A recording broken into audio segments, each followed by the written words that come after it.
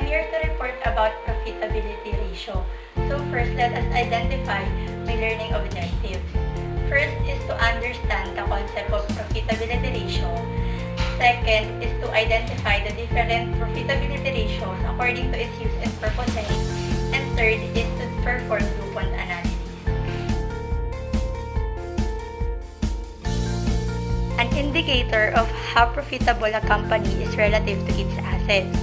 ROA gives an idea as to how efficient management is at using its assets to generate earnings.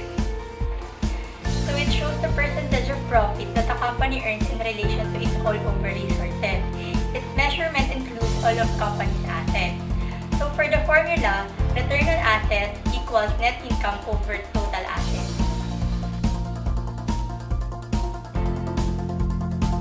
ROE measures a corporation's profitability by revealing how much profit a company generates with the money shareholders have invested.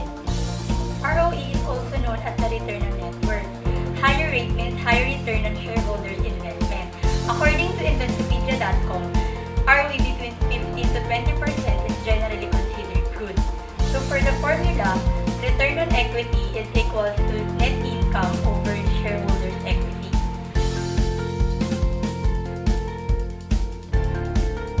So let us compute PAGCOR's return on assets in the year of 2011. Net income over total assets, 4 billion, 26 million over 30 billion, 459 million. So the answer is 13.64%. For me, it is favorable because it earns positive percentage of 13.64%, which means that the company managed their assets efficiently.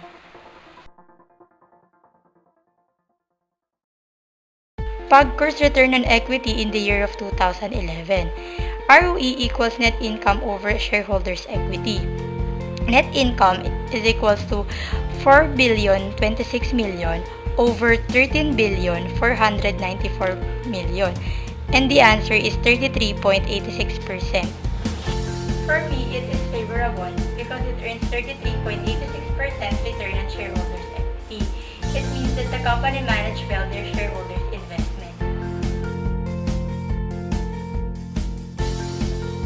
DUPONT analysis is another way to evaluate the effectiveness of company's assets. DUPONT model tells that return on asset is affected by two things. First is operating efficiency, which is measured by the net profit margin. Then asset efficiency, which is measured by total asset turnover. So for the formula, ROA is equals to operating efficiency times asset efficiency. By using DUPONT, we can obtain the earning power of total assets. It is another way to evaluate the effectiveness of the company's assets. If the terms ROA and ROE is unsatisfactory or unfavorable, DUPONT analysis helps the firm to know which part of the company needs to be improved. By using the DUPONT model in ROE, it is affected by three things. First is operating efficiency, which is measured by net profit margin, then asset efficiency by total asset turnover, and financial leverage, which is measured by the equity multiplier.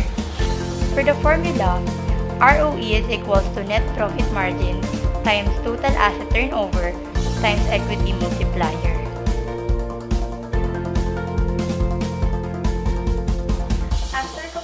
The ROE and ROA of each year, it shows that 2009 is the lowest return on assets and equity. So we will use the PAGCOR's financial statement in the year of 2009. For return on assets, operating efficiency is equals to net income divided by net sales. Net income is 4 billion 26 million divided by 23.21 billion, and the answer is 2.30%. For asset efficiency, net sales over total assets. Net sales is 23.21 billion divided by total asset of 30 billion 459 million, and the answer is 87.09%. Based on the results, operating efficiency is not proportional to its asset efficiency. Operating efficiency is lower compared to AP, which is beyond favorable. So the solution for that matter is to decrease expense and to increase sales for operating efficiency.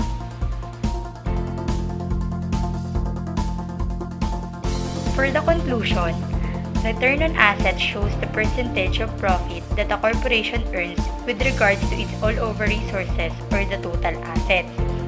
Return on equity measures beyond profitability. It is a measure of efficiency.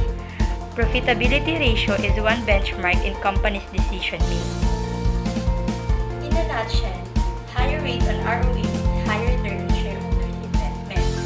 In DUPONT analysis, it helps which part of the company is underperforming and to evaluate the effectiveness of the company's assets.